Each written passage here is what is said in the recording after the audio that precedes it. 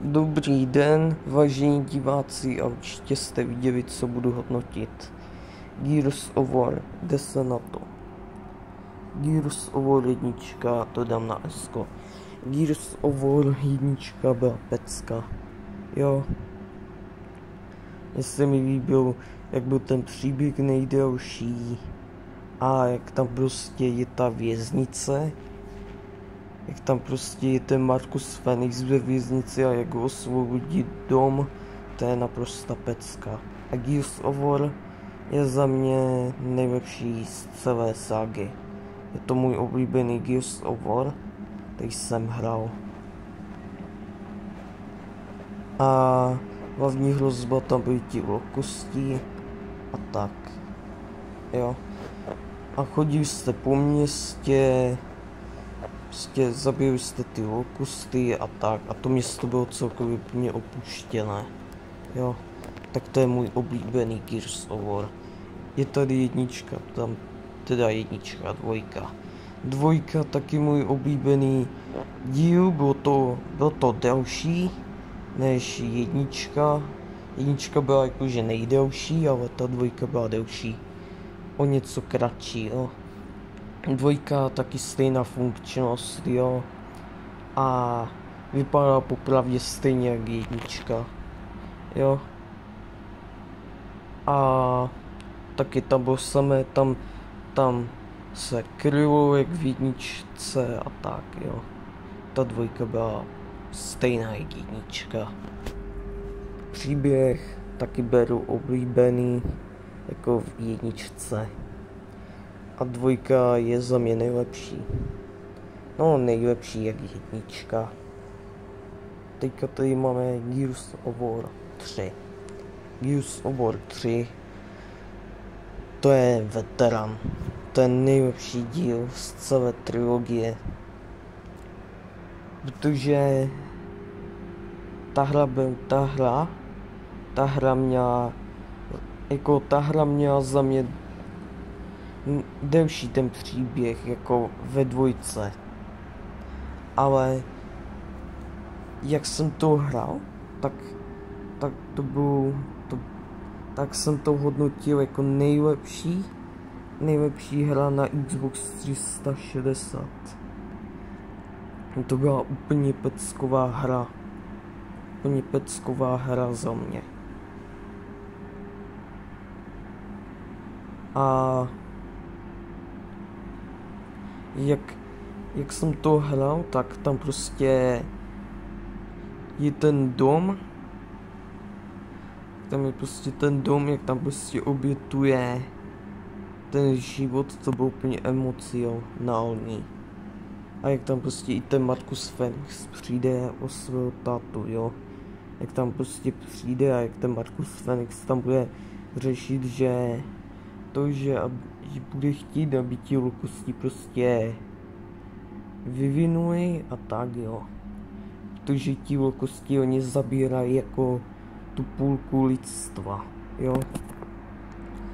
A jakože měl to uspokojivý ten konec, ale vidíme, jak ten Marcus Phoenix je úplně prostě depresivní a tak, jo.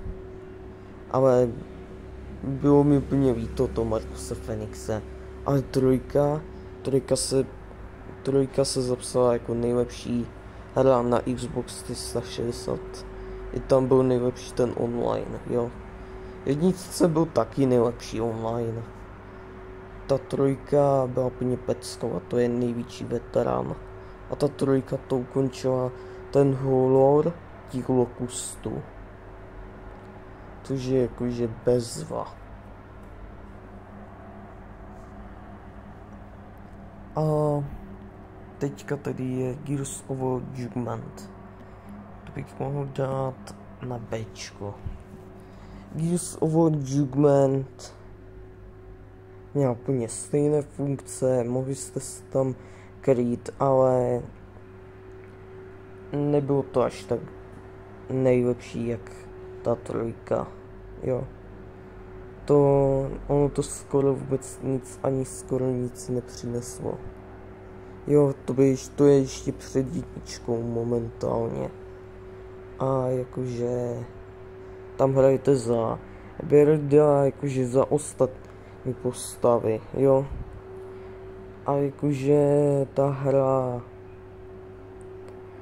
no jako nepřekvapilo mě. Mě to vůbec nepřekvapilo, jo. A jakože vy jste prostě chodili, zabíjeli jste ty lokusty a pokud jste šli do nějakového levelu, tak se vám zapsal skóre normálně, jo. Což jakože nechápu to moc, jakože je to celkem divné, ale za mě to není až tak dobrý Gears of War teda, jo. Je to takové nic moc, jo. A měl to úplně kratší příběh. Takže jakože za mě byl úplně bad, špatný, jo. Ale něco to mělo do sebe, jo, něco to alespoň mělo.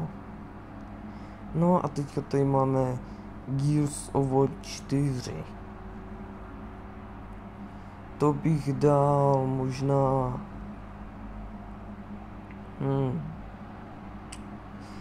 No... Jako Gears of War 4 je moje oblíbená, jo. Abych to dal možná, no...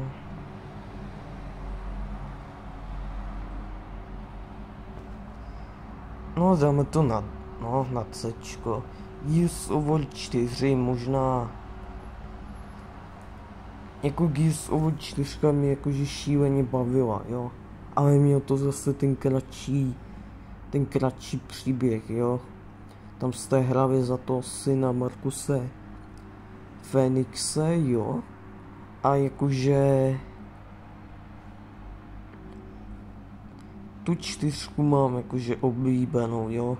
A nechápu, protože všichni fanoušci prostě podceňují, jo. Za mě 4 je dobrá, jo. A mě bavila, mě ze začátku taky mi moc nebavila, ale pak později mi bavila, jo. A jakože... Nebyl to úplně ten Gears of War, jak byl v trilogii, jo. Ta 4 není až tak moc jakože jak ta 3, jo. Ta 3 byla úplně úspěšná, ale ta 4 není jak ta 3, jo. A jakože tam prostě přišla nová hrozba, Swarm, což jakože já jsem měl nejraději ty lokusty, jo. Ty lokusty jsem měl nejvíce nejraději. Ale jakože co mi třeba štvalo, jak prostě ten Marcus Fenix, jak tam prostě v té 4 je tam úplně nesympatický, nepříjemný a tak no. A tam prostě hrajeme za toho syna Marcuse Fenixe. Jo. Jako za mě napad dobrý, ale ten Marcus Fenix je celkově v tom příběhu má taky ten nulový výkon, jo. Že ten syn tam alespoň něco udělal. 4 za mě, no, za mě celkem dobrý za mě, ale bude fanoušku špatný díl, ale to bych moc neodsuzoval, jo.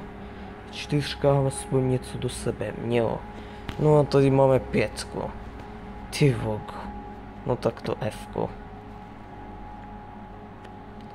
5 to není ani Gears of War. Ohledně 4 to bylo nějak dobrý, ale ta 5 to nebylo ani